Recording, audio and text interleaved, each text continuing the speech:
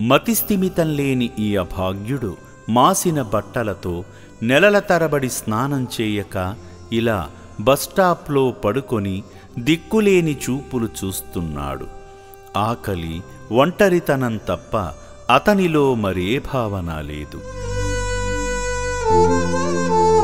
ఈ నిర్భాగ్యునికి కొత్త జీవితాన్ని ఇచ్చే దశగా అమ్మా నాన్న అనాథ ఆశ్రమ సిబ్బంది అతని వద్దకు చేరి నీకు కడుపు నిండా భోజనం పెడతాం అని చెప్పి ఆశ్రమ వాహనం ఎక్కించి యాదాద్రి భువనగిరి జిల్లా చౌటుప్పల్లోని అమ్మా నాన్న అనాథ ఆశ్రమానికి తీసుకువచ్చారు.